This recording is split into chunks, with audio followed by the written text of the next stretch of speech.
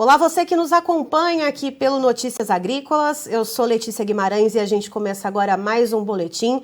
E a gente entrevista hoje o professor da área de Economia da FGV, a Fundação Getúlio Vargas, Alberto Aizental, para falar um pouquinho sobre a competitividade entre as proteínas, principalmente quando a gente olha para as proteínas de origem animal.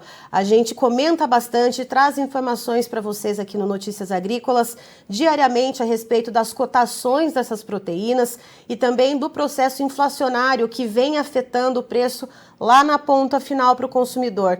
E o professor Alberto, ele vai trazer para a gente, então, uma outra visão, um outro viés para a gente olhar, então, para essa questão de preços, de competitividade e, inclusive, de vantagens, né, na questão quando se fala de proteína. Seja muito bem-vindo, professor.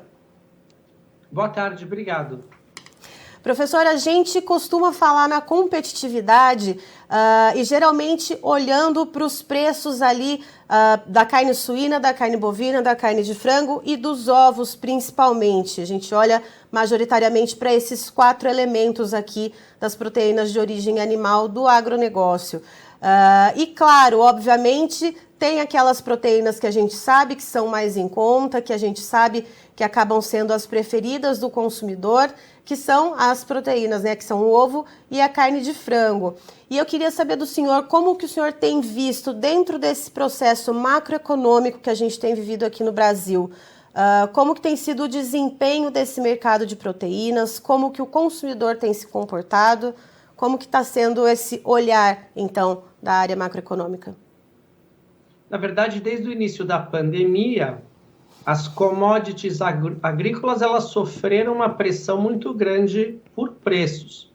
E quando a gente fala de commodities agrícolas, eu falo tanto das proteínas animais quanto dos grãos, porque os grãos servem de ração para a proteína animal.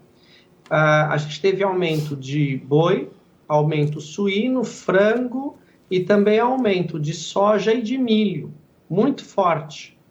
Na prática, subiram mais de 80%, quase 90% desde janeiro de 2020. Agora, eles começaram a cair, a arrefecer um pouco desde o início desse ano.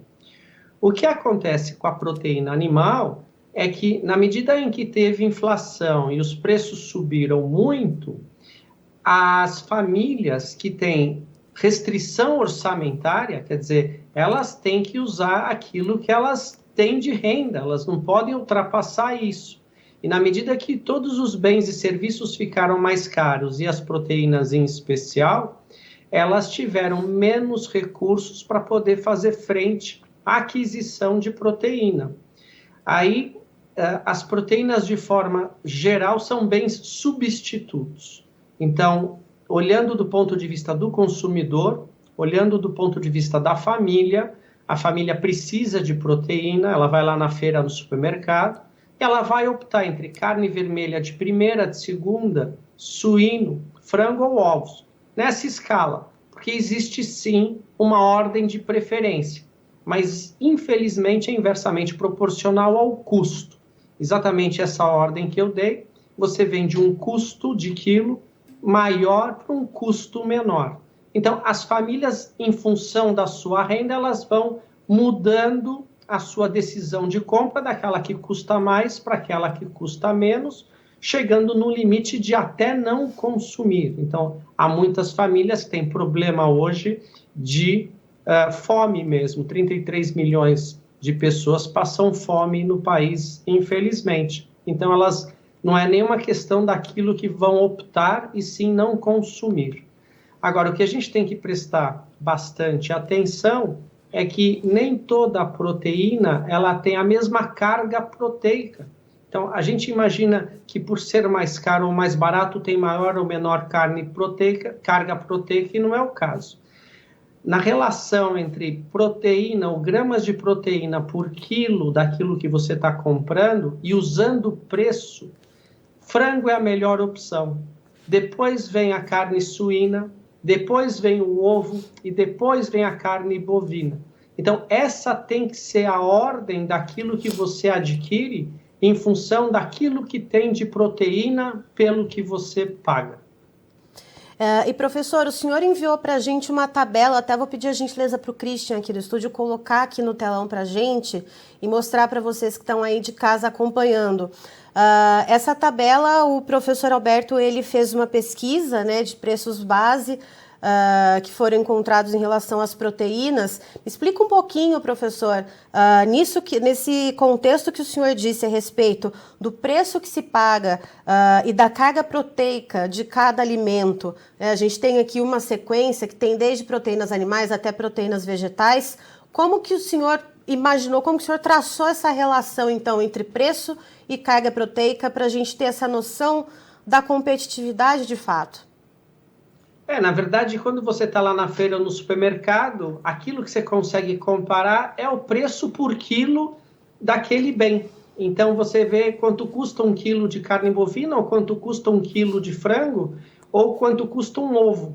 Então, o que eu procurei buscar foi, em tabelas nutricionais, quanto tem em gramas de proteína por quilo daquele bem.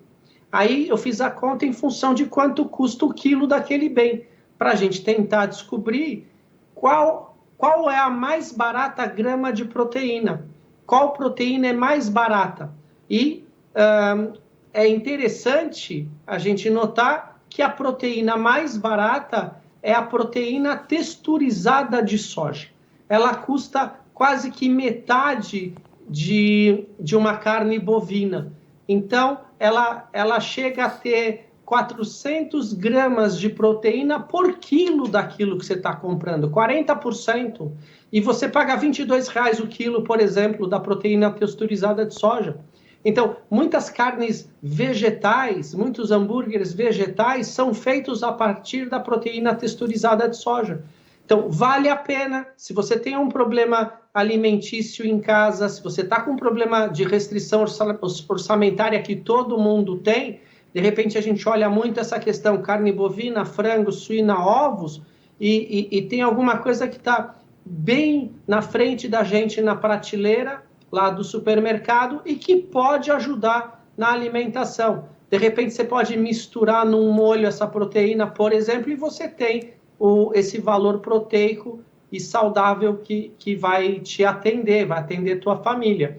Agora, se a gente focar mesmo nas proteínas animais, aí por esse cálculo, o frango ainda é a melhor relação entre aquilo que você paga e quanto você tem de gramas de proteína por quilo comprado.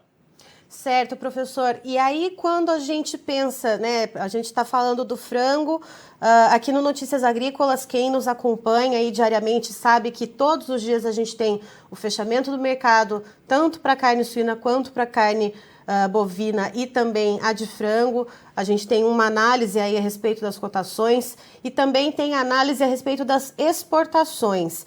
E a gente percebeu, professor, que ao longo, principalmente do mês de junho, o mercado do frango aqui no mercado interno ele veio um pouco mais lateralizado, aparentemente uma relutância em fazer o repasse daqueles custos de produção, tal qual o senhor comentou, que aumentaram bastante, né?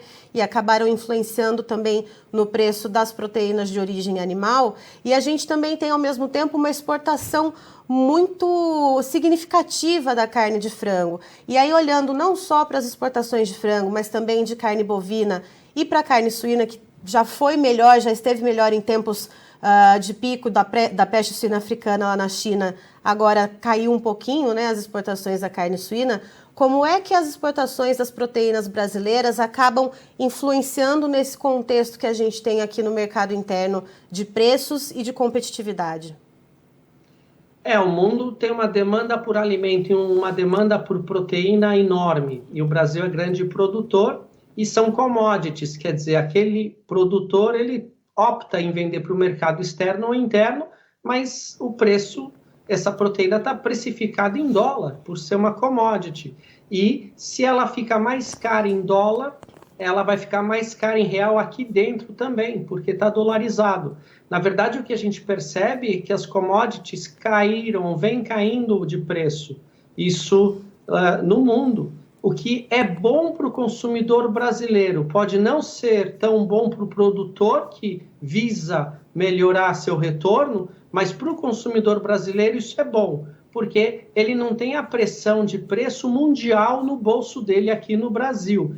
De certa forma, caem os grãos, de certa forma, cai o preço das proteínas, e isso é bom, é benéfico para o consumidor brasileiro. E é benéfico para a taxa de inflação em geral, que vai sofrer menor pressão de aumento de custos. E a gente percebe que já vem cedendo, a gente não tem uma deflação, ou seja, os preços não estão alterando negativamente, mas eles sobem num ritmo mais lento.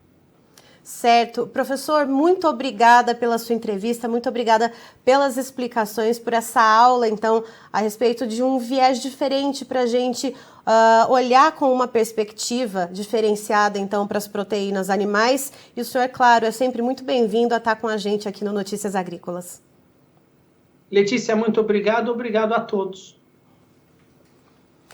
Estivemos aqui, portanto, com o professor da área de Economia da Fundação Getúlio Vargas, a FGV, o professor Alberto Aizental, nos trazendo, então, um panorama, uma explicação a respeito da competitividade das proteínas.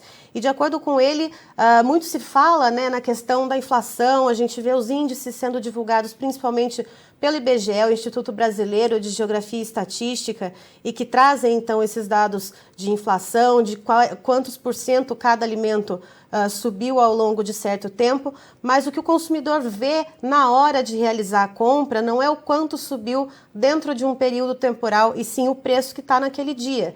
E aí, o que o professor traz para a gente, para nós analisarmos? A questão do preço, a questão da carga proteica, né, desses alimentos, e aí o professor ele traz para a gente uma tabela que depois vai ficar disponível para você acompanhar não só no vídeo, mas também na matéria que vem junto com esse conteúdo em vídeo agora com o professor Alberto. Essa tabela que traz as referências entre o preço, a carga proteica de cada alimento e qual acaba compensando mais. E dentro desse novo viés da gente olhar, então, para essa competitividade entre as proteínas, o professor cita, por exemplo, a proteína texturizada de soja, que tem uma carga proteica grande, acaba sendo mais barata, por exemplo, que a carne bovina, tem uma certa versatilidade e pode ser um pouco mais acessível ao consumidor que está descapitalizado. Lembrando que o consumidor tem vários níveis de escolha, né, dependendo do nível de capitalização que ele tem, do período do mês que ele está. Então, a gente sabe que o consumidor ele vai optar por certo tipo de produto com maior ou menor valor agregado, maior ou menor preço, dependendo do dinheiro que ele tem no bolso e do período do mês que ele está. E aí o professor também traz outra informação. Quando a gente olha para as proteínas especificamente de origem animal, a relação preço e carga proteica traz a maior competitividade, né, o maior ganho para a carne de frango. Então, é aquela que a gente viu que no mês de julho esteve com o mercado mais lateralizado aqui para o mercado interno, com um consumo, uma demanda bastante consistente, com os custos de produção sim em alta, mas com o setor produtivo aí relutante em repassar demais esses custos de produção e acabar tendo uma retração no consumo e também, ao mesmo tempo, um escoamento muito positivo para o mercado externo. Então, fica aí essa competitividade grande para a carne de frango brasileira, que não só tem o preço aí um pouco mais acessível ao consumidor, mas traz essa carga proteica também, a questão alimentar, que então é trazida pelo professor Alberto Aizental, da FGV, para a gente aqui no dia de hoje. Eu encerro por aqui, daqui a pouquinho tem mais informações para você. Notícias Agrícolas, 25 anos ao lado do produtor rural. Participe das nossas mídias sociais, no Facebook, Notícias Agrícolas, no Instagram, @Notícias Agrícolas e em nosso Twitter, @Noteagri. E para assistir todos os vídeos, se inscreva no YouTube, na Twitch, no Notícias Agrícolas Oficial.